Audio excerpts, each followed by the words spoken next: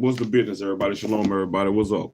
Welcome back to the next episode of Reading with SHILO. What's the business? We back at it tonight. I'm gonna read earlier. Where's late? I know I ain't been at it the last couple days. It's been cold down here, man. It's still cold down here, but we're gonna keep pushing, man. We're gonna be pushing tonight. Happy Sabbath to everybody. Happy Sabbath, man. What's up? What's up? What's up with you? What it is, what it ain't, what you can and what you can't, and what the business is. We about to learn some shit. We about to read some shit. That's what we about to do. So I hope you're ready. I hope you're ready, my people. I hope you're ready. Let's read some shit. Let's get back into the sea of pages that we've been trying to roll through. The sea of pages that has been laid to us today by Mr. C.L.R. James, the Black Jacobins, Toussaint Louverture, and the San Domingo Revolution. That's what we're doing, man. We're going to pick up where we left off at, which is in chapter 3. We're going to start chapter 3 tonight. That's what we're about to do. Start chapter 3. And see how far we can go in about an hour read. And since it's a Sabbath, tomorrow or later on the Sabbath, I'll go ahead and get back in First Chronicles. We keep pushing in First Chronicles. But for right now, man, we're gonna read the Black Jacobins, man. The Black Jacobins. That's what we gotta do. Let's succeed. You have all that you need to succeed. So let's do so. Let's continue to create better us's. Better me. Better you, baby. What it is.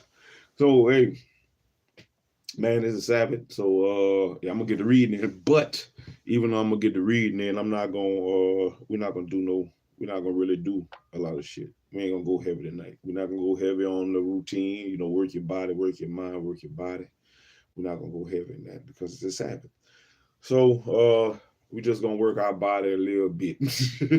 A little bit. Do a little something. A little something. A little something, man. We don't want your heart jumping too much. A little something.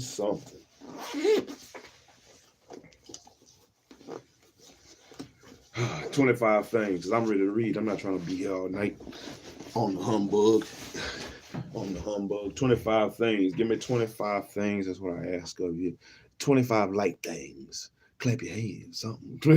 25 things, man. Side to sides, something. Just do something, man. We got to keep our body moving. We got to keep our body getting better. If you're fat, man, you got to lose some weight. You got to get in shape. And even if you're not fat, we still got to get in shape. Because you don't even know what you're going to need. You're going to need that strength for the revolution. You're going to need that strength for the discipline that you're going to need to push through and persevere. We're going to need it. We're going to need every little bit of it, man. You never know. So 25 things, man. I'm going to touch my toe one side, left side. And then we're going to read. Then we're going to get into the Black Jacobins, man. Chapter 3, Parliament and Property. Parliament and property, and see what Mr. C.L.R. James has to expound on or say. What treasures can we find? What truths can we expose? Bring out the truths, expose the lies. That's what I should say. We'll go with that route. So 25 things, man. Let's go. 1, 2, 3, 4, 5, 6, 7, 8, 9, 10, 11, 12, 13, 14. Work them little side pieces right there. 15, 16, 17, 18, 19, 20, 21, 22, 23, 24, 25. Work them love handles. Oh, don't let them grab onto you. Work your love handles, man. Let's get on the revolution.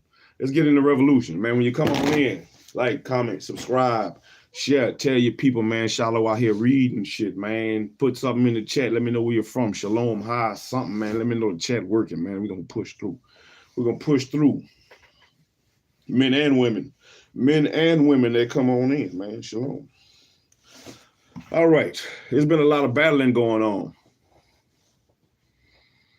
Shalom, everybody. There's been a lot of battling going on in the Black Jacobins, and along with the insurrections, it's been a lot of paperwork, paper pushing, because that's what they've been having to do. Go to these different high councils and try to get their way in to work their way for the mulattoes, and it showed that the big whites and the little whites was at war with each other.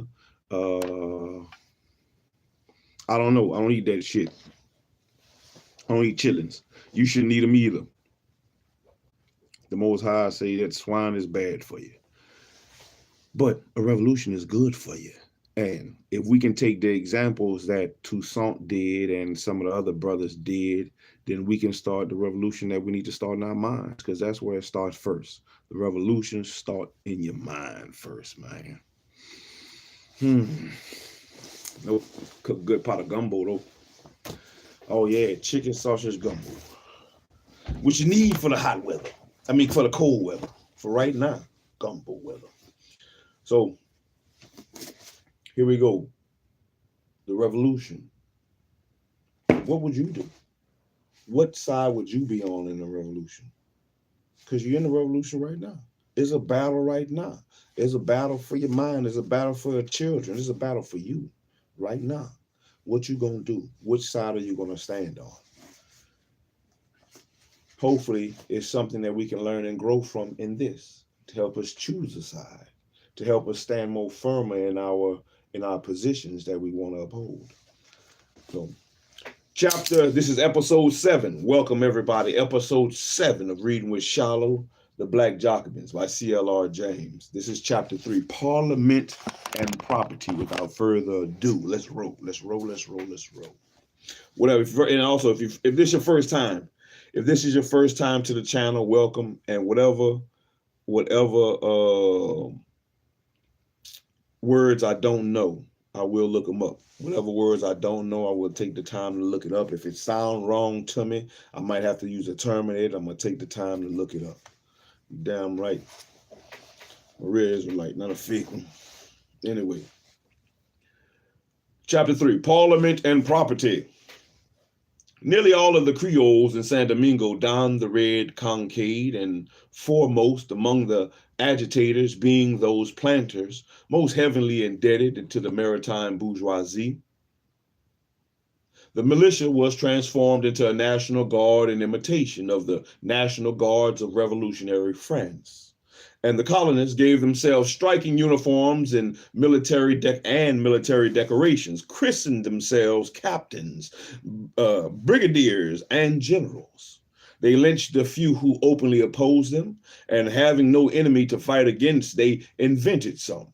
And a detachment of the National Guard marched out of Le Cap against some rebel Negroes, and after hours of weary tramping, returned to the town with one of their number mortally wounded.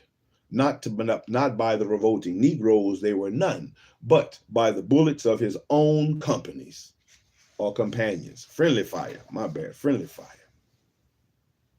When 2 years later, the insurrection broke out, the first chiefs were the blacks who had served as guides in his idiotic expedition. And to escape lynching, Barbé de Marbois and some of the most unpopular bureaucrats fled to France, and in defiance of the governor, the provincial committee claimed the direction of affairs and began to make preparations for the election in the North Province. And in January 1790 came authority for the minister to form a colonial assembly. And 3 provincial bodies summoned this assembly to meet in the town of St. Mark. Now, de Penier, the governor, was an old man and weak, but even a strong man would have been in difficulties. And for the absolute monarchy, paralyzed by the revolution in Paris, could no longer give support to its representatives in the colonies. And the small whites, as soon as they heard of the fall of the Bastille, had deserted their friends, the bureaucracy, and joined the revolution.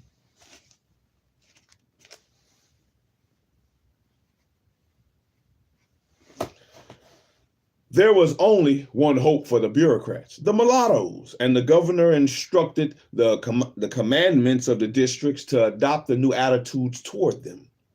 It has become more necessary than ever not to give them any cause for offense, to encourage them and to treat them as friends and whites. The retreat of race prejudice had begun, and sad though it may be, that is the way that humanity progresses. The anniversary orators and the historians, simply the prose poetry and the flowers.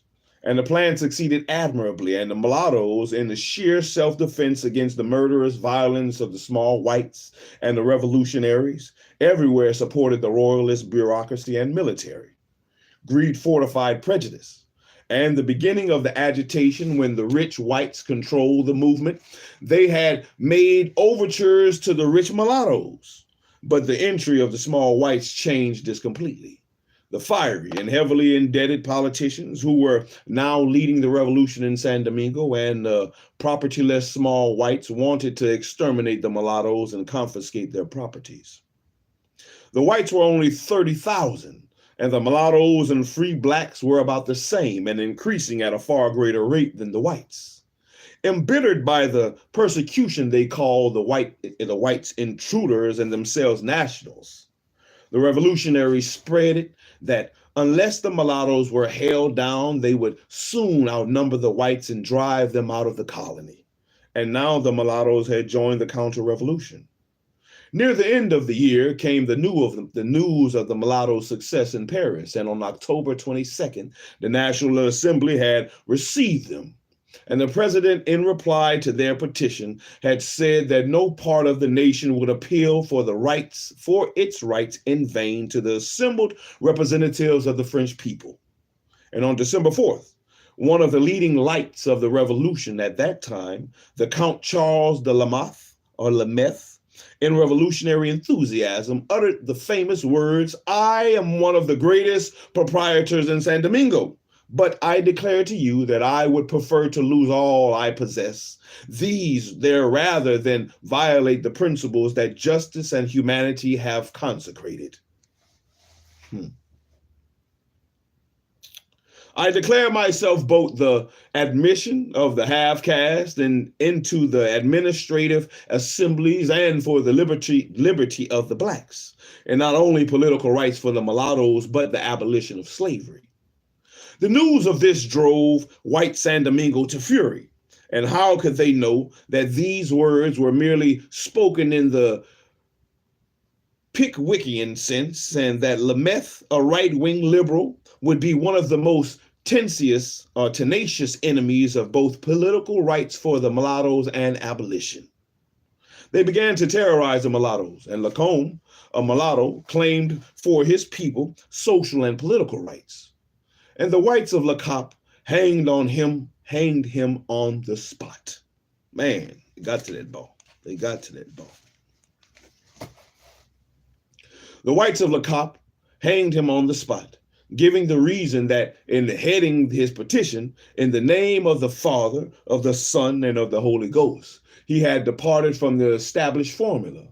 And M. de Barry, a white-haired Sensical, drafted a moderate petition for some mulattoes seeking to improve their status. And the whites from the surrounding district lynched him, paraded his head on a pike, and shamefully mutilated his dead body.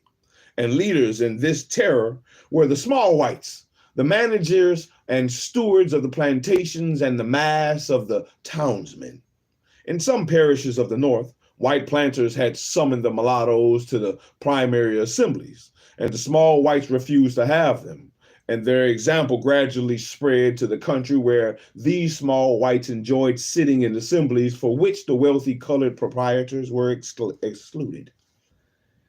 One primary assembly of the West Province even declared that the men of color would not be allowed to take the civic oath without adding to the general formula the promise of respect for the whites.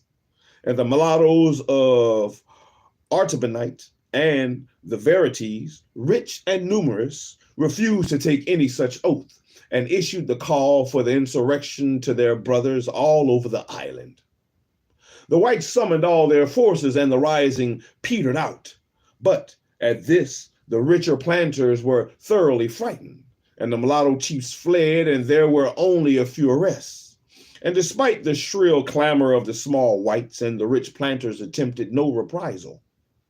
The planters all over the country, and especially in the West Province, were becoming nervous of the behavior of the small whites, and formerly respectful, they had been for the moment flattered by the being treated as equals. But they were pushing forward, eager to use the revolution for the purpose of becoming officials and masters. And in the election for the new assembly, they used intimidation and violence against the richer whites in order to ensure majorities. Man.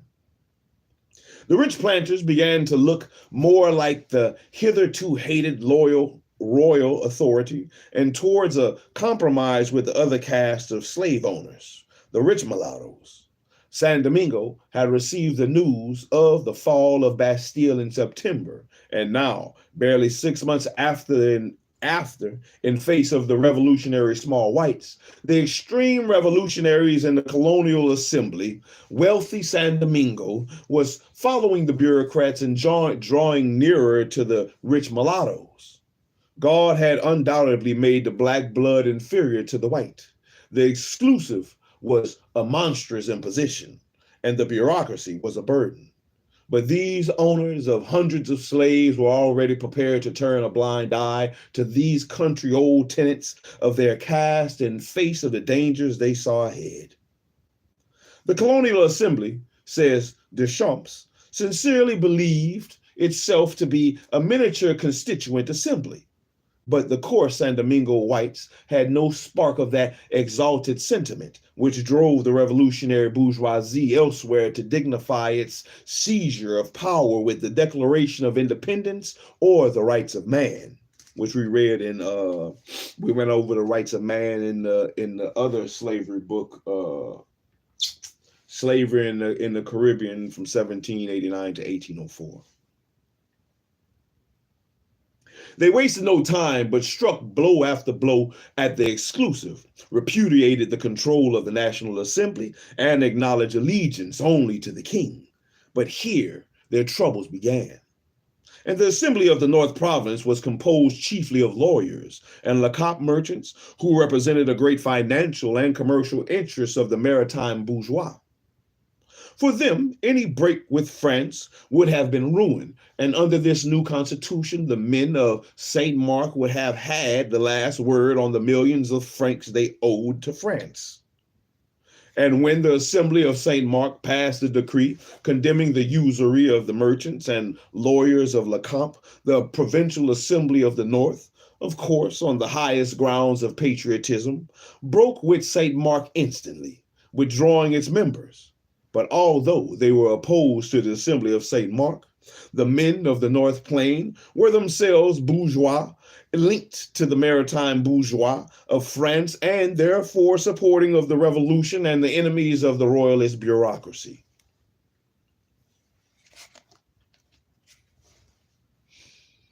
Well, if you heard it already, my boss, sit your ass down there, be quiet, and listen again. San Domingo, therefore, had three white parties, and the royalist bureaucracy, in other words, the counter-revolution, growing stronger each day as the rich planters continued to withdraw from the Assembly of St. Mark. The Assembly of St. Mark itself, the Patriots as they called themselves, and the Provincial Assembly of the North, watching both sides, but for the time being supporting the government as the link with France. All three despised the bastard mulattoes, but all three needed them. And the Provincial Assembly of the North had begun by making overtures to them, and the royalist bureaucracy was openly cultivating good relations. And the Assembly of St. Mark now made advances in return for support in the struggle for independence. The mulattoes would not listen to them, whereupon the patriots returned to the belief that free men of color were contrary to the laws of God and man and should be exterminated. And to them, in this ferocious mood, came the decree of March 8th, passed by the Constituent Assembly of France. The French bourgeoisie was bound to face the colonial question sometime, but it dodged the issue as long as it could. And in September 1789, the mulatto delegation went to the Club Messiac, and asked white support for the rights it would demand from the National Assembly. The Club Messiac rejected the petition, but these planners also wanted independence and secretly tried to bargain with Raymond, the mulatto leader. Mulatto rights in return for support of independence, and Raymond refused. everything now depending on the National Assembly. But the colonial whites swore that the granting of rights to mulattoes meant the ruin of the colonies, and the bourgeoisie didn't want the colonies ruined. Suddenly, the Paris masses entered again into politics, gave the mulattoes an unshakable foundation for their claim, and completed the colonial confusion and of the bourgeoisie. The taking of the Bastille on July 14th had done more than intimidate the king and the court. It had frightened the bourgeoisie, who hastened to form a national guard strictly excluding the poor. But the bourgeoisie hastened also to profit by the blow against the monarchy, and it drew up a declaration of the rights of man and the citizens claiming that all men were born free and equal, and abolishing the caste distinctions of feudalism forever. The constituent voted the final draft almost unanimously, but the king would not sign and secretly prepared the counter-revolution. News of this reached Paris, and the masses, chiefly the women, marched at Versailles. Still trusting in the king, they brought him to Paris, away, as they thought, for this evil counselors, and the assembly came with him. Beaten again and again, not by the bourgeoisie, but by the people, the king signed. And this was early in October. And a fortnight later, on October 22nd, the mulattoes appeared at the bar of the house, still echoing with the famous declaration and claimed the rights of men. The bourgeoisie did not know what to do, did not know what to say. And Raymond, the leader, was a distinguished Parisian lawyer, and Auguet was a member of the Friends of the Negro and the Friends of the Abbé Gregory and Brissot and the Marquis de Condorcet and all of the brilliant band. And such were his talents that it was said of him that there was no position to which he could not aspire. How could an assembly which had just passed the rights of man refuse to relieve these men from the injustices under which they suffered? And they based their claim not only on abstract grounds, but on the wealth, and offered $6 million as security for the national debt. It was an unanswerable case, and the president gave them his cordial, if careful, welcome.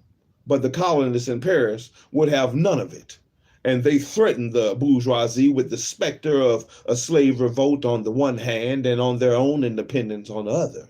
And the maritime bourgeoisie, frightened for the millions of investments and their trade, went red in the face and put the rights of man in their pockets whenever the colonial questions came up. Unfortunately, for itself, the bourgeoisie was not homogeneous, and the radical wing in the house exposed or espoused the cause of the mulattoes. The assembly, hitherto unanimous on the rights of man, split into two, extreme right and extreme left, with the wobblers in between.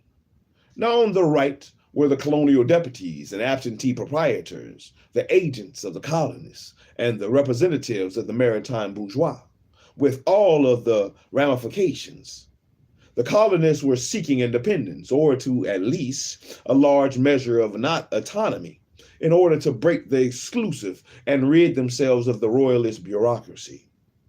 The maritime bourgeoisie, at one with them on their attack on the bureaucracy, was determined to maintain as much of the exclusive as they could, and both parties were agreed on the necessity for what they called order in the colonies. And the colonists, as men who knew, said that order could only be maintained if the mulattoes were kept in their place. Yeah, slave niggas.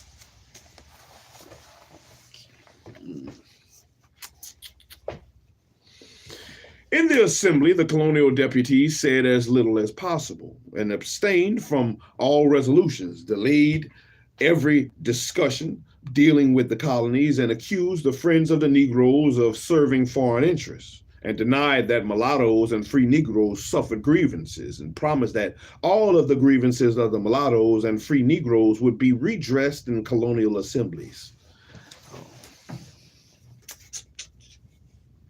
They conspired with the maritime bourgeois to prevent mulattoes and Negroes from going back to San Domingo, and even extended this prohibition to whites who were sympathetic to the mulatto cause. And when complaints were made to the minister, he replied that he had given no order to prevent free passages, but that he had no authority to stop this constraint. And not for the last time in history, the counter-revolution and everything wealthy in the revolution found common ground on the colonial question. And on the other side of the radicals, humanitarians and philosophers, the intellectuals of the day, led by the friends of the Negro, looked upon as dreamers and unpractical men. The solution they proposed, rights to mulattoes and gradual abolition of slavery, would have best served the interests of France and, as time proved, the interests of the colonists themselves.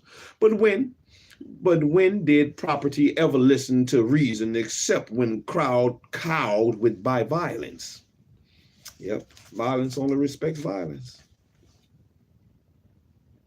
Against the wealth, the connections, and the unscrupulous intrigues of the vested interest, even the radical propagandists were helpless, and their strength was in the masses. And in the Paris masses were not yet interested in the colonial question, though they gave a general support to the demands of the mulattoes. But except for the few half-hearted attempts by the friends of the Negroes, everybody conspired to forget the slaves. At first, the right had it their own way, but the colonial question again and again split the bourgeois, made it ashamed of itself, and destroyed its morale and weakened its capacity to deal with the great home problems which faced it. And with Mirabeau's words ringing in their ears, the colonists wanted to get colonial questions removed from the general discussion and proposed that they should be handed over to the Colonial Commission, consisting of 10 merchants and 10 colonists. The session ended in disorder. On December the 3rd, the great debate began, and the motion for the commission was defeated. And the next day, Charles de la Meth made his grandiloquent declaration, and hitherforth the granting of rights to the mulattoes was looked upon as the first step towards the abolition of slavery itself. On January 30th, 1790, the mulattoes, sponsored by the Friends of the Negro, petitioned again. Persistent comedians, Jews, the revelations of criminals, all had received their political rights from the assembly, yet the mulattoes were still excluded, and the assembly turned a deaf ear. But by February, the news from San Domingo, Martinique, and Guadeloupe was so ominous that on the March 2nd, the assembly appointed a commission to go through the documents and report in 5 days. This was exactly what the Club Messianic, or Messiac, the colonial deputies and the maritime bourgeoisie were playing for. And they had everything fixed. The commission, disinterested in appearance, consisted of 12 members, 10 of whom represented some branch of the colonial trade. And in addition, the intriguers had Barnave appointed chairman. Barnave is one of the great figures of the French Revolution. He was bourgeois to the bone, a lawyer with a clear, cold intellect, and for him, once the bourgeoisie had gained the Constitution and limited the franchise, the revolution was over.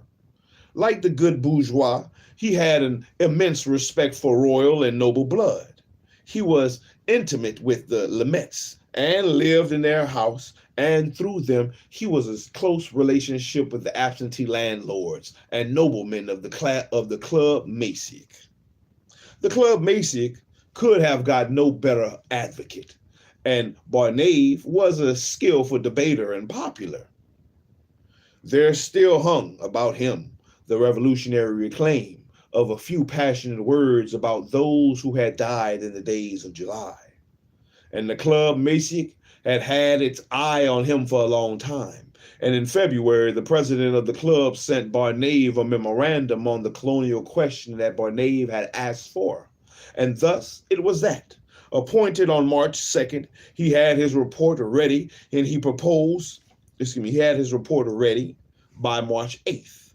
And on that day, speaking for the commission, he proposed all that any reasonable colonist could expect. and the colonists should be left to work out their own constitution and to modify the exclusive, but subject to the approval of the National Assembly. And in the draft decree, the words slaves and mulattoes were not mentioned, for the Assembly could not bear to hear them. But Barnave put the colonists and their property under the special safeguard of the nation, and the slaves were property. The decree also declared guilty of crime against the nation whoever tried to excite opposition to any branch of the commerce with the colonies, and direct or indirect. This was a warning to the friends of the Negro and gave the officials quietus to all talk about abolition of the traffic. Carried away by such wisdom and delicacy, the bourgeoisie punctuated the reading of the decree with applause, and the Marable petition and the other deputies of the left who tried to invoke the rights of man were shouted down. The San Domingo diehards opposed the decree as not giving them enough, but the Assembly dismissed this contemptuously. The friends of the Negro had been beaten, but they got ready for the debate on the instructions to accompany the decree. And Barnave, in his introductory speech and in the instructions themselves, made no reference whatever to the burning question of political rights for the mulattoes and the free blacks. The Assembly was fighting hard to forget this awkward problem, but Abbé Gregory broke the conspiracy of silence, and Article 4 of the instruction gave the vote to all persons 25 years of age who fulfilled certain property and residential qualifications. Now, Gregory said he understood that this included the mulattoes, and the San Domingo deputy protested. Another deputy moved that the discussion be closed, and Delameth, the same who had chirped so noisily 3 months before, agreed that Gregory's indiscreet proposal should not be discussed, and the House decided not to discuss it. And the bourgeoisie had not faced the issue, sent this ambiguous decree to San Domingo and hoped for the best. We're going to just put this shit out there and see what the Negros do. These Negros and the mulattoes.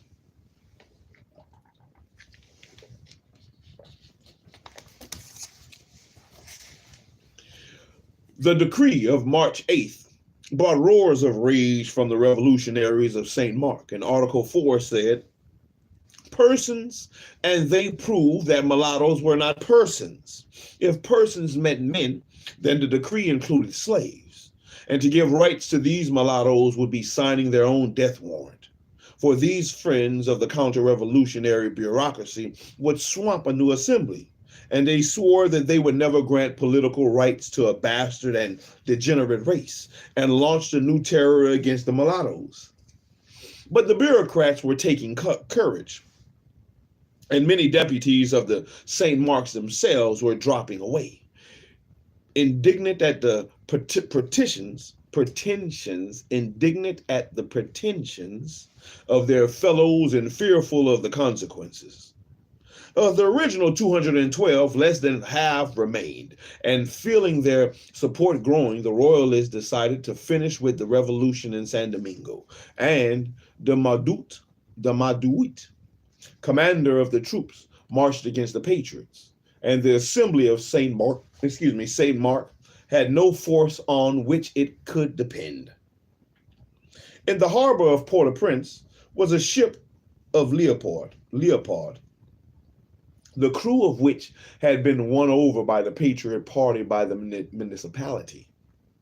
Defenseless before the Madut's troops and facing annihilation, 85 patriots, of whom 64 were fathers of families, decided to board the Leopard and go to France to plead their cause in person. Man, we're just gonna get on this boat and hopefully it make it, huh?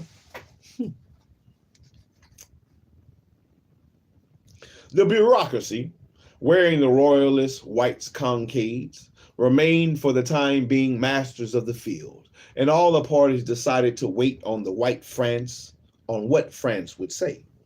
Meanwhile, However, all sharpened their knives. Political justice, it was clear, was on the side of the stronger battalions, and the mulattoes wishing to wear the royalist white cockade were prohibited by the triumphant bureaucrats. Rejected in France, humiliated at home, and the mulattoes organized a revolt. And it was the quarrel between the bourgeoisie and the monarchy that brought the Paris masses on the political stage. And it was the quarrel between the whites and mulattoes that woke the sleeping slaves. If not at the instigation of the friends of the Negro, at least with their consent, Ogé left Paris to lead the insurrection in San Domingo. And in this, he was aided and abetted by no less a person than Clarkson. Ogé went secretly to London, where he was met by Clarkson, and there he got money and letters of credit to purchase arms and ammunition in the United States. And he landed in San Domingo on October 21st, 1790, and accompanied by his brother, and Chavannes, one of the many mulattoes who had fought in the American War of Independence, he raised the standard of revolt. But Ogé was a politician whose gifts were unsuited for the task before him, and thousands of mulattoes were waiting for a signal from the leader. And instead, he addressed two high-sounding proclamations, not to his supporters, but to the authorities in Le Cap, asking for the promulgation of the decree of March 8th. Instead of threatening them with the raising of the slaves, good liberal as he was, he assured them in advance that he had no intention of doing so, and appealed to the common interests of whites and mulattoes as slave owners. Ogé committed no crimes, but Chavannes massacred a few whites, and red cockades and whites drew together. The mulattoes all over the country were prevented from concentrating by heavy rains and floods, but the impetuous Ogé threw himself and his few hundred men on Le Cap, and he was defeated, and with the few companions fled into Spanish territory, whence he was extradited. The whites tortured Ogé and his companions with a trial lasting 2 months, and they condemned them to be led by the executioner to the main door of the parish church, bareheaded and in their shirts, tied by a cord round the neck, and there on their knees, with wax candles in their hands, to confess their crimes and beg forgiveness, after which they were to be led to the parade ground and there have their arms, legs, and elbows broken on the scaffold, after which they were to be bound on wheels, their faces turned to the sky, to remain thus while it pleased God to keep them alive. Their heads were then to be cut off, and their goods and property confiscated, and even in death the racial division was to be maintained. The written judgment decreed that they were to be executed on the side of the square opposite to that where whites were executed. And Chavannes, the soldier, endured without a murmur, but Ogé broke down and begged for mercy. 2 days after, Ogé's brothers suffered the same fate, and 21 others were hanged.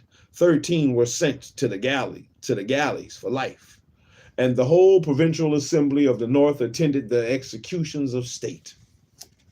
The brilliant Ogé and his success in Paris had been the pride of all mulatto San Domingo, and the malevolence of his trial and execution was a searing memory in mulattoes' minds. It was the news of Ogé's torture and death which made France as a whole fully aware of the colonial question, and hitherto the French bourgeoisie had been untroubled by any mass pressure. The constituent refused to accept the protest of the men from the Leopard, and broke the assembly of C.L.R, ordered the election of the new assembly, and dispatched 2 regiments of troops to help the governor. But in its instructions, it still left the fate of the mulattoes to the colonists, and all white San Domingo, pro-independence and anti, were united on one common ground: the maintenance of slavery and rights for the mulattoes today. It would be rights for the slaves tomorrow. And they fought the mulatto question as the first outpost of their precious gangs of slaves. The French bourgeoisie saw their point of view and, by shouting down the friends of the Negroes in the house, intimidated the center and maintained the colonial status quo. Once more, the Paris masses broke the front of reaction and drove the revolution forward. And the big bourgeoisie had quite finished with the revolution. The Constitution they elaborated divided the masses into active, and those who had a property qualification, and passive, the poor who had fought in the streets. The districts, associations of the masses, were abolished, and the bourgeois National Guard carried out a stern policing of Paris. The masses were chained and muzzled, and without the masses, the radical Democrats were merely voices. And if the king and queen had been political abstractions and not flesh and blood, they would have lived and died as constitutional monarchs with immense power. But they looked upon all the concessions as merely temporary and plotted ceaselessly with foreign powers for armed intervention. And the people knew, as the people always know, that during the revolution and by April 1791, that the Paris masses were once more on the offense. And on April 18th, Louis and his family wanted to leave Paris for St. Cloud. For 2 hours, a great crowd refused to let the carriage pass, and the royal family had to turn back.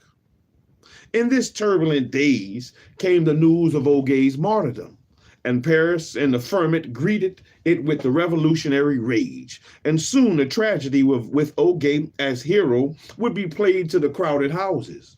And when, on April 7th, the colonial question again came before the House, Abbe Gregory took the floor and demanded an adjournment of 4 days in preparation for a debate. Now, Moreau de Saint-Marie at once opposed, calling for the immediate vote in the old way, but that could work no longer. The proposal for the adjournment was carried and the date fixed, and the bourgeoisie was face to face with the colonial question at last. The debate was one of the greatest which ever shook the constituent, and Robespierre made the deputies aware of the dangerous game they were playing in so fraudulent and breach of their very principles on which their own petition rested. If I should suspect that among those who have opposed rights of the men of color, there was anyone who detested liberty and the Constitution, I would believe that they are merely seeking ways and means of attacking with success your decrees and your principles. Whenever a question arises in which the interest of the metropolis is directly concerned, they will tell you, and you urge without ceasing the rights of man. But you believe in them so little yourselves that you have sanctified slavery constitutionally. And there was murmuring in the assembly. And the supreme interest of the nation and the colonies is that you remain free and that you do not overturn with your own hands the foundation of liberty. Perish the colonies, violent insurrections. If the price is to be your happiness, your glory, your liberty, I repeat it. Perish the colonies. If the colonists wish to be menaces to force us to decree that which is most suitable for their interests, I declare that in the name of the assembly, that in the name of those members of this assembly who do not wish to overturn the Constitution, in the name of the entire nation which desires freedom, that we will sacrifice to the colonial deputies neither the nation nor the colonies nor the whole of humanity. It is magnificent, but it is not our abolition. It was only the word slavery that Robespierre was objecting to, and not the thing. And all had agreed to leave that alone, and though it was in all minds. Raymond admitted at the bar of the House to speak for his people, and stated crudely, that mulattoes must be given rights so as to unite with the whites to keep down the slaves. and hour after hour, declamation and argument, abuse and applause testified to the magnitude of the interest presumed to be at a stake and the depths of the passions aroused. For days it lasted, with all political Paris taking sides. And among the spectators, the commercial representatives of the maritime bourgeois had a special place. They wrote notes to speakers, made gestures of dissent or appropriation, and an account of their prestige and business experience exercised an immense influence on the uninformed and undecided of the deputies. But all the popular bodies, the Jacobins, the Friends of the Constitution, etc., detested the Club Messiac and its disgraceful pro-slavery propaganda, and the political rank and file were wildly for the mulattoes, and the defense of the rights of man abroad was a defense of them at home. And the parties were evenly matched, and the voting on resolutions and amendments went now one way and now the other, and at last, on the evening of the fourth day, with the deputies worn out and unable to arrive at a decision, Rubel rose and proposed a compromise. Every mulatto whose parents were both free should have the vote, and there were only 400 of these, but it seemed a way out. And the compromise proposal was carried by the overwhelming majority, and the spectators cheered a hard-won victory, small in itself, but of far-reaching implications. For once, a single colored man got his rights, and the victory of the rest was only a matter of work and time. The rich are only defeated when running for their lives, and inexperienced in revolution, the bourgeoisie had not purged the ministerial offices, where the royalist bureaucrats still sat plotting for the restoration of the royal power. And the colonial deputies wrote to the constituent declaring that their intention not be to attend any more sessions, and conspired with the bureaucrats to sabotage the decree. After many weeks, the constituent discovered that from the day that the decree had been passed, the greater part of the colonial commission had refused to go on with the work. And new deputies appointed to carry out the decisions of the House reported that they would not attend the commission, whose main object was to oppose the decision they were supposed to implement. The decree lay cold in the offices of the minister, and on the night of June 20th, the revolution swung backwards, giving Barnave and his friends their chance.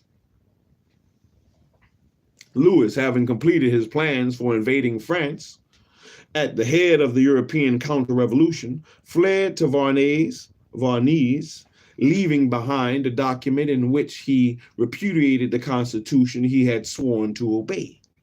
And the perjury of the royal family was patent now to every living soul in France, including the masses who, warned by Moret, had known this was going to happen and had done what they could to prevent it. The bourgeoisie had had enough of the masses in politics, and when the king fled, they were far more concerned with Paris than with the treacherous monarch. And in this great crisis, Barnave emerged as their leader and truest representative. He reminded the assembly of what had happened on July 14th and the day which had unleashed the revolution and put these gentlemen where they were. The bourgeoisie must arm, not against the king, but to put the masses in their place. And he called for the arming of the citizens, i.e. the bourgeois National Guard. And under Barnave's firm guidance, the constituent transferred the executive power into its own hands. We're going to read about another page.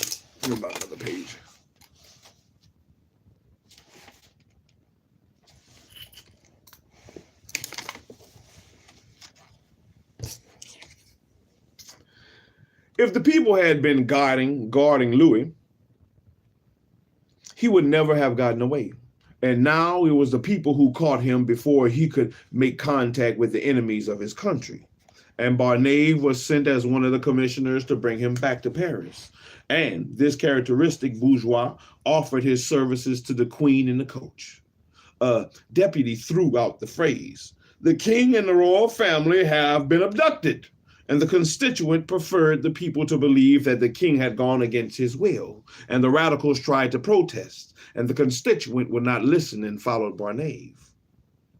But there are times when you cannot bluff the people, and they crowded into the streets day after day, demanding that the perjured king should go. And on July 14th, the second anniversary of the taking of the Bastille, the masses gathered together at the Champ de Mars to present a petition for the king's deposition, and the bourgeois National Guard under Lafayette shot them down. And in the face of the revolutionary people, the reaction drew closer together. Maurette had to go into hiding, and Danton fled to London. Barnave, the brothers Lamoth and Mallet and Van Blanc, both of whom we have seen proving that the slaves were happy, compromised the Feuillants or the king's party and dominated the assembly. In August came letters from Governor Blancheland detailing the violent reception of the May decree by the planters, and Blancheland, who was taking instructions from the Club Messiac, sided with them and foretold the calamities which would ensue if the decree were enforced when it came officially. Barnave and his friends were still holding up its dispatch, and a new minister gave strict orders that it was to be sent at once, and the clerks in the office were prevailed upon to disobey, so that in the end the decree never reached San Domingo officially, and the commissioners who were to enforce it never left. Petition and protest came in from San Domingo, and petitions, many of them fictitious, came also from the maritime towns. With revolutionary Paris cowed into the submission outside, the Democrats in the House had lost their influence, and the center was under the influence of the Feuillants. And in the last week of the constituents' existence, Barnave, who had not attended the Colonial Commission since the defeat of May 15th, appeared at the Tribune and moved in effect the rescinding of the May decree. And this regime, said Barnave, is absurd, but it is established and one cannot handle it roughly without unloosening the greatest disorder. This regime is oppressive, but it gives a livelihood to several million Frenchmen. And this regime is barbarous, but it's still greater barbarism, but a still greater barbarism will be the result if any interfere with it without the necessary knowledge. And bourgeois hypocrisy is not seldom the truest wisdom, and a great empire and honest minds go ill together. Barnave was honest, but a fool, and instead of taking the leaf with his friends across the channel and boldly stating that the constituent was withholding the rights of the truest interests of the mulattoes themselves, he rubbed the constituent on the raw with every word and gave ammunition to his enemies in Paris and in San Domingo. But the Assembly on the defense against the revolution yielded on the September 24th, rescinded the decree of May 15th. And on September 28th, another decree ordered the departure of the new commissioners from San Domingo. And on the 29th, the constituents ceased to sit. And we'll stop there. We're going to stop there. We stopped on page 80. Page 80 of chapter 3, which is Parliament and Property. Parliament and Property. Oh, no, I'm not going to stop. Let's keep going, because we're only 2 pages away from chapter 4. Let's keep going. We'll keep going. The colonial question was no substitute interest of the Constituent Assembly, and far from being an assembly of the theoretocratians, theoreticians. Let me see how you pronounce that. Theoreticians.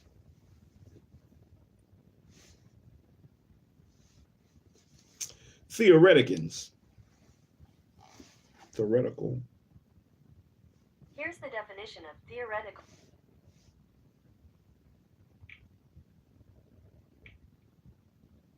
Theoreticians. Maybe that's how you pronounce it. Theoreticians. Theoretician. Oh, yeah, there we go. Theoretician. Far from being an assembly of theoreticians and visionaries, as the conservatives like to represent them, the political representatives of the bourgeoisie were sober men of business. Too sober, for they had no color prejudice, were profoundly ashamed of the injustices they were perpetuating, but standing to lose so much, allowed themselves to be frightened by the colonial deputies. For this cowardice, they paid heavily, abroad and at home, and it was the colonial question which demoralized the constituent. And Jair's, so weak on colonial events, but so strong on the parliamentary assemblies, has traced this demoralization with the profound insight of the great parliamentarian. Hitherto, says Jair's, hitherto, says Jair's, the revolutionary bourgeoisie, or bourgeois, had been reasonably honest, and if they had limited the franchise, at least they had done so openly. But to avoid giving the mulattoes the rights of man, they had to descend to low dodges and crooked negotiations, which destroyed their revolutionary integrity. And it was the guilty conscience of the constituent on the colonial question that placed it at the mercy of the reactionaries when Louis fled. Undoubtedly, but for the compromises of Barnave and all his party on the colonial question, the general attitude of the assembly after the flight to Varnez would have been different. But it was not the mulattoes they feared, it was the slaves. And slavery corrupted the society of San Domingo, and had now corrupted the French bourgeoisie in the first flush and pride of its political inheritance. Reaction triumphed, but phases of the revolution are not decided in parliaments. They are only registered there.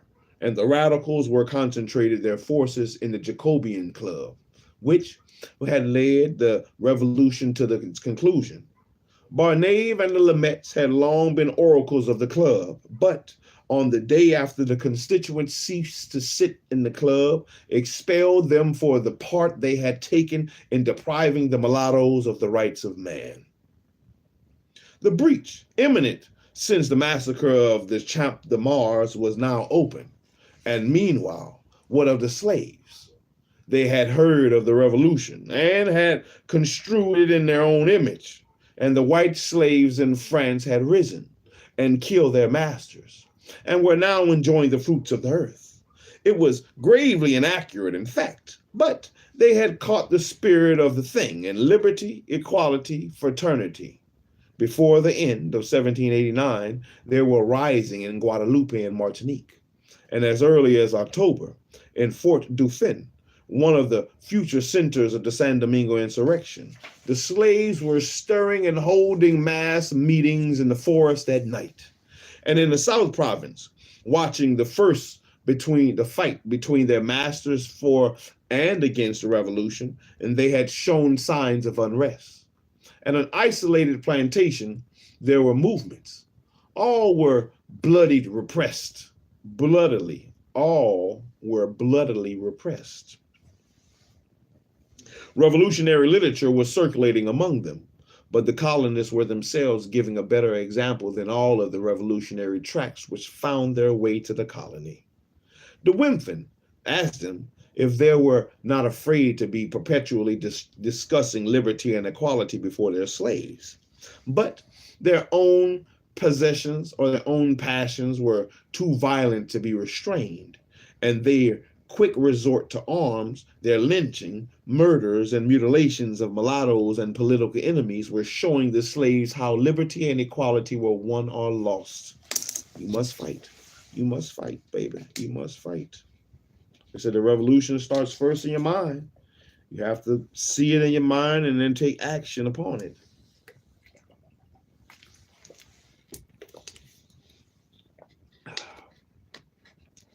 Of the men. There we go, baby. Of the men who were to lead their brothers to freedom, none of them, as far as we know, was yet active. And Dessalines, already 40, worked as a slave for his black master. Christophe listened to the talk in the hotel where he worked, but had no constructive ideas, and Toussaint alone read his Renal, and a courageous chief only is wanted. He said afterwards that from the time the troubles began, he felt that he was destined for great things, and exactly what, however, he did not know. And he and his brother slaves only watched their masters destroy one another, as Africans watched them in 1914 and 1914 through 1918, and will watch them again before long. But white San Domingo was not thinking of slaves in 1791, nor too much of mulattoes except to lynch and rob.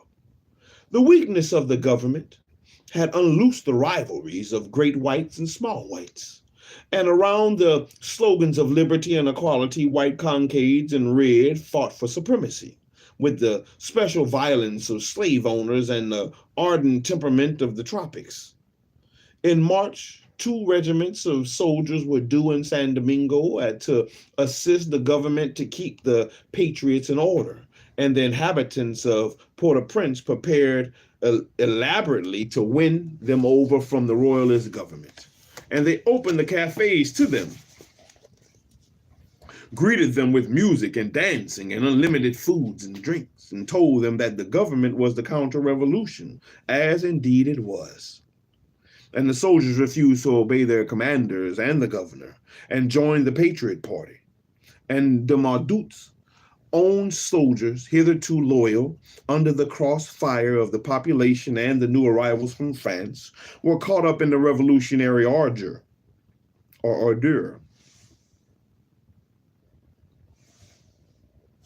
Turning on de Mardout, they murdered him and mutilated his body, sparing it no indignity. And hostile as the small whites and the patriots were to the rich mulattoes, they did not disdain the alliance of the mulatto patriots. And a mulatto woman who held de Mardout's feet so that his head might be more easily cut off was rewarded with the direction of the hospital. Regard, a leader of the mulattoes, who had been imprisoned by de Mardout, was liberated by the crowd, and a new municipality took over the functions of the government. And the Maltese deserter, Proloto by name, assumed command of the artillery. And the parishes of the West Province accepted the new government, and de Blancheland, the governor, fled to Le Cap, where the merchants and lawyers held him virtually prisoner. All these took place in March 1791, but something else had also taken place. The French soldiers on the landing of Port-au-Prince had given the fraternal embrace to all mulattoes and to all Negroes, telling them that the Assembly of France had declared all men free and equal. And in many places near Port-au-Prince, the Negroes were seizing arms and rebelling. At one spot, they came out with such force and determination that the Maréchaussée, there we go, Maréchaussée, and all the proprietors of the neighborhood were needed to suppress them, and the colonists had to fire and charge, and the slaves did not surrender until their leaders had fallen, and a dozen were hanged. Hanging would settle anything and everything, and the Marquis de Caradou, wealthy planter, commander of the National Guard of Port-au-Prince, earned the admiration of his fellow slave owners for his vigor and ingenuity as the hanging propagandist. And if there is any trouble about killing them off, we only have to call Karadu, who has made 50 heads fly on the Audrey plantation. And in order that everybody should know about it, he had them fixed on pikes along the hedges of the plantation, palm tree fashion. To such men, the news of the May decree giving rights to 400 mulattoes was a dangerous symptom, an outrage unspeakable.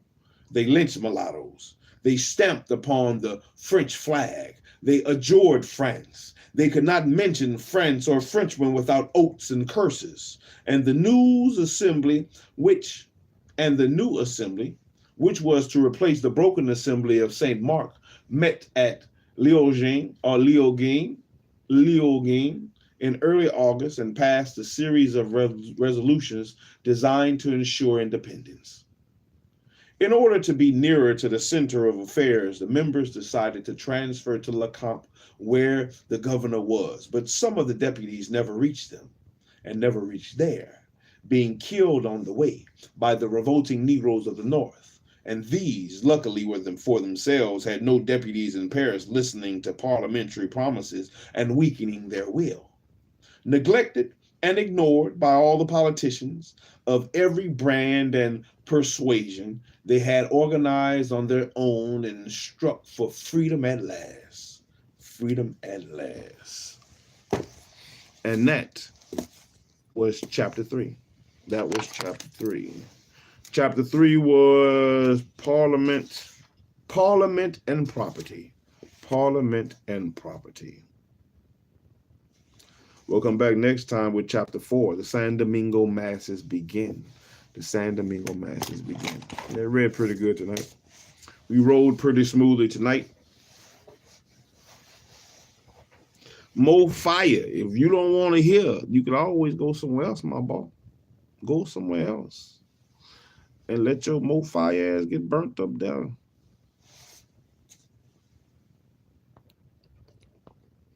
I appreciate everybody else that came into the live. I appreciate everybody else that came in, that wanted to hear something, wanted to learn something. I hope it's something that you have learned. I hope it's a treasure that you were able to pick up from the sea of pages that has been written and put in front of us by Mr. C.L.R. James, the Black Jacobins, Toussaint Louverture, and the San Domingo Revolution. Man.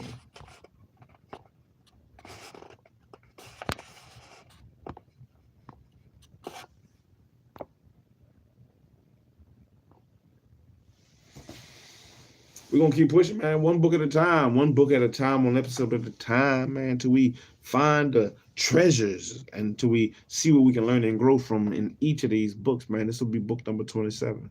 Book 27. Book 27. We're going to keep on pushing. We're going to keep on pushing. One session at a time, man. One session at a time.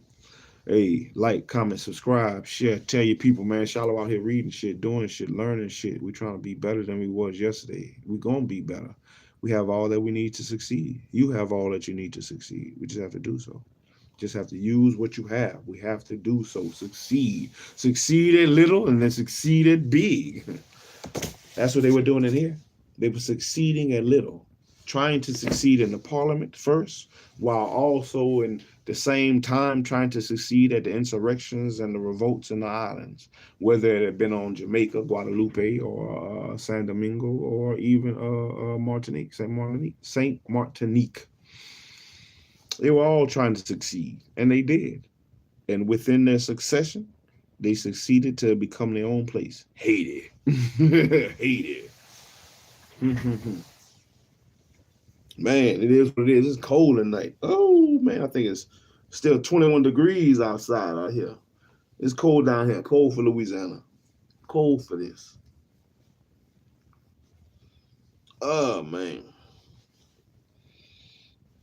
But that was the reading for the night. That was the reading for the night. We'll pick back up tomorrow with the Sabbath reading. We'll pick back up tomorrow with the Sabbath reading, where we're going to jump back into First Chronicles. We'll jump back into First Chronicles and keep going. I think we passed a lot of the names. In First Chronicles. I'm going to go ahead and push through to some actual information. Actual information besides such and such begat such and such begat such and such. Ooh-wee. Hey, let's get the 25 things out the way. We worked our body. We definitely worked our mind. We read all of chapter 3. We read all of chapter 3, and we made it to chapter 4, which I didn't think we was going to do, but we did. We rolled good. We rolled good.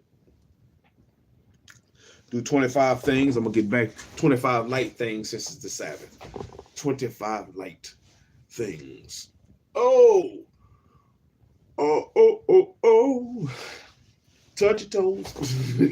Let's go. 1, 2, 3, 4, 5, 6, 7, 8, 9, 10, 11, 12, 13, 14, 15, 16, 17, 18, 19, 20, 21, 22, 23, 24, 25,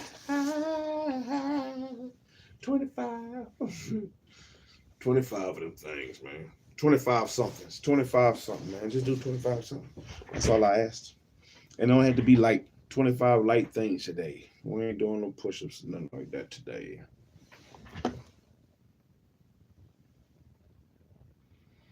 Hmm. 25.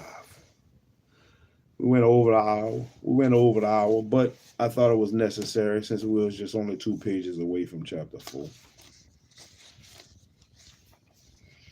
We'll push. Chapter 4 will probably be, look like it's going to be 2 sessions. We'll see. We'll see how it reads. We'll see how it reads when we jump on it. We might jump on that tomorrow night. It just depends on the weather. It depends on the weather, how cold it is and all that. No, yeah. Man, I really like the texture. I really like the feel of the book. It's not like a regular paperback. It has a little waxy feel to it. Hey, but it is what it is, baby. I appreciate everybody that stopped by, man. Appreciate everybody that stopped by. Those on the humbug and those on the good stuff. Appreciate those that liked the live while we was in it, man. I appreciate it. Likes it for free. Do the job. It sure helped me. I appreciate it. Thank you. But till next time, everybody. I'm out here doing my thing, baby. I'm gonna read, baby. I'm gonna read whether people want me to or not. You know, whether a hater want me to or not. You go do your part. You read what you want to read. I'm gonna read what I want to read, and we're gonna keep pushing. We're gonna learn something. We're gonna try to destroy and revolt against the plantations in your mind. The revolution against the plantation in your mind. Burn down the plantations in your mind and build up a new nation. Build up a new nation. That's what you gotta do. That's what you gotta do. Many gonna come against you, and those foes should be those in your own household, man, your own family sometimes, your own people sometimes. They're gonna be the ones that be against you, man. So you just gotta shalom them. Shalom them. Shalom. Send peace to them before you send them in pieces. Like they was doing in the JACOBINS. Oh, they was sending boys in pieces, cutting boys' heads off, hanging them, putting them on the wheel, stretching their heads to the sun. Man, oh man. Yeah, that's what it is. That's what it is, everybody. I hope y'all have a wonderful Sabbath. I hope y'all have a wonderful night. Get y'all some rest. Stay warm, stay dry, wherever y'all at. I know it's flooding in places, it's snowing in places, it's earthquaking in places. It's all type of stuff happening around the world. Stay safe. Stay safe. Prepare yourself. Prepare your mind so that way when shit happens, you're not in a state of fear. You can maneuver. You can move. Get your shit together. Prepare yourself. You know. Prepare yourself. Be prepared. Get ready. Stay ready. So you ain't gotta get ready. Hey, but it is what it is, man. I'm out here. And I'm gonna be out here. SHILO, destroyer of worlds. Pirate Blackbeard SHILO on the sea of pages. I'm gonna keep pushing, man. I'm gonna keep pushing. You ain't gotta like it. I love it. it might not be for you anyway. So, shalom, man. I'm out here. Happy Sabbath. Shalom.